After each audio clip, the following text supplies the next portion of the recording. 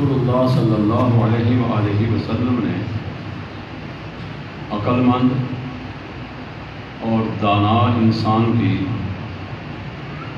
دو نشانیاں بیان فرمائی ہیں۔ ماشاءاللہ بڑی تیزی کے ساتھ برف کے ایک بلاؤ کی طرح پگھلتی چلی جا رہی ہے۔ اگر اس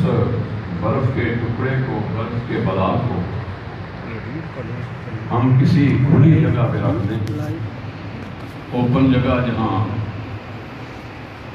اس کی حفاظت کا کوئی انتظام نہ ہو، تو وہ برف کا بہت بڑا ٹکڑا آہستہ آہستہ پگھلتا چلا جائے گا اور بالآخر وہ سارے کا سارا بلاک پانی کی شکل اختیار کر لے گا،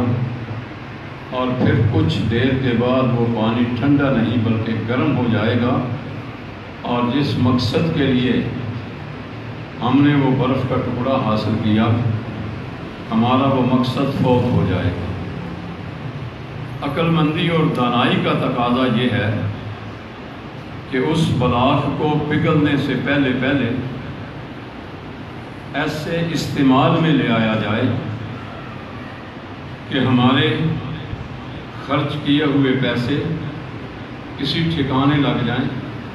اور ہم اس سے پوری طرح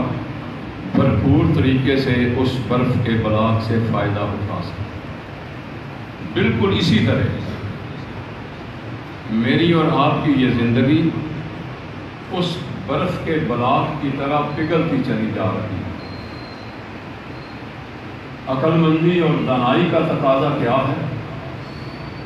کہ اسے پگھل جانے کا موقع دینے کی بجائے ہم اس زندگی کو ایسے استعمال میں لے آئیں کہ کل قیامت کے دن ہمیں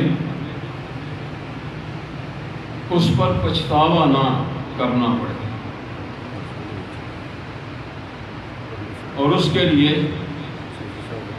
سرور گرامی علیہ الصلوۃ والسلام نے میرے اور آپ کے لیے عقل مند انسان، دانا بندے اور سمجھدار شخص کی دو علامتیں بیان فرمائی۔ آپ نے فرمایا عقل مند اور دانا انسان وہ ہے جو اپنی یہ زندگی کسی ضابطے، قانون اور کسی اصول کے ماتحت گزارے، اور وہ ضابطہ اور قانون بھی انسانوں کا بنایا ہوا نہ ہو، بلکہ وہ قانون اور ضابطہ جناب رسول اللہ صلی اللہ علیہ وآلہ وسلم کا بیان کردہ اور اللہ رب العالمین کی طرف سے وضع کردہ۔ حضرت صلی اللہ علیہ وسلم کی زندگی ہمارے لیے قد کان لکم فی رسول اللہ اسوۃ حسنہ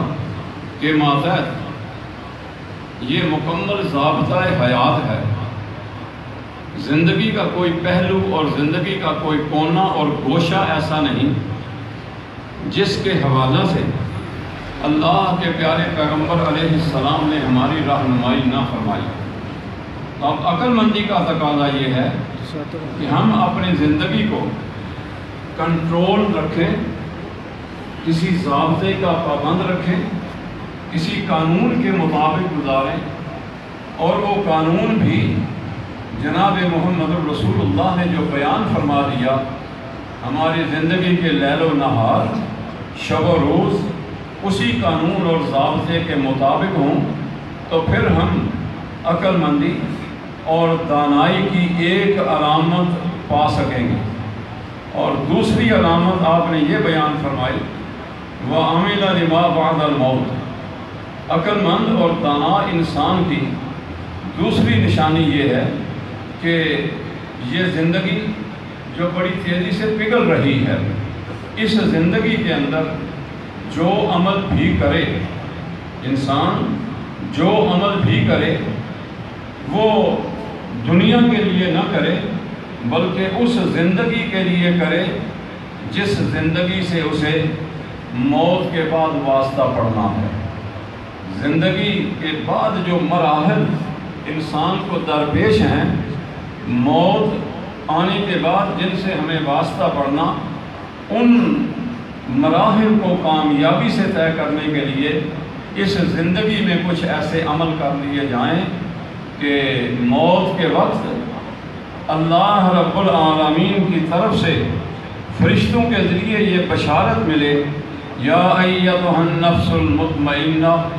ارجعی الی ربک راضیۃ مرضیہ فادخلی فی عبادی وادخلی جنتی۔ اللہ رب العالمین ہمیں یہ دونوں خوبیاں اپنی زندگی میں اپنانے کی توفیق عطا فرمائے۔ اور میرے بھائیوں، اسی حدیث کا اگلا حصہ یہ ہے، والعاجز، بے وقوف ہے وہ انسان، نادان ہے وہ انسان، من اتبع نفسہ ہواہ، کہ جو یہ عارضی زندگی، فانی زندگی، ناپائیدار زندگی اور یہ بے وفا زندگی جو شخص اپنی خواہشات کے مطابق گزارے، اپنی مرضی کے مطابق گزارے، اپنی خواہشات کو اپنا الہ اور معبود سمجھ کر زندگی گزارے، اپنی مرضی کے مطابق کام کرتا رہے، اور جب اسے کوئی عقل مند بندہ یہ کہے بھائی یہ زندگی عارضی اور فانی ہے، آنے والی زندگی کے لیے کچھ کر لو، تو بڑا بھولا بن کر یہ کہہ دے۔ اور بدقسمتی یہ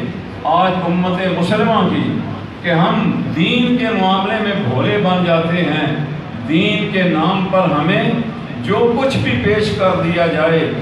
آمنا و صدقنا کہہ کر اسے قبول کر لیتے ہیں۔ کبھی دنیا کے معاملے میں بھی ہم بھولے نہیں بنے، دنیا کے معاملے میں ہمارے اندر بھولا پن نہیں آتا، دین کے معاملے میں بھولا پن ہم پر غالب آ جاتا ہے۔ رسول اللہ نے فرمایا کہ وہ بھولا بن کر یہ کہہ دے وَتَمَنَّا عَلَى اللَّهِ، بادشاہو اللہ غفور الرحیم ہے، اپنی غفور الرحیمی کے صدقے وہ ہمارے گناہ معاف کر دے گا۔ میرے بھائی، اللہ نے یہ زندگی کچھ کرنے کے لیے دی ہے، بھولا پن میں زندگی گزارنے کے لیے یہ نہیں دی گئی۔ اللہ رب العالمین ہمیں ان پہلی دو علامتوں کو اپنانے کی اور دوسری دو نشانیوں سے اپنے دامن کو بچانے کی توفیق عطا فرمائے۔ وآخر دعوانا ان الحمد للہ رب العالمین۔ اللہ رب العالمین محترم شاہ صاحب جو کہ جماعت کا عظیم سرمایہ ہیں، ہم گجرات سے 3-4 ساتھی ان کی عیادت کے لیے حاضر ہوئے۔ اللہ رب العالمین انہیں جلد از جلد مکمل صحت یابی نصیب فرمائے تاکہ وہ پہلے کی طرح جماعت کے سٹیج کو پہلے سے بڑھ کر رونق بخش سکیں۔ سبحان ربک رب العزت عما یصفون وسلام علی المرسلین والحمد للہ رب العالمین۔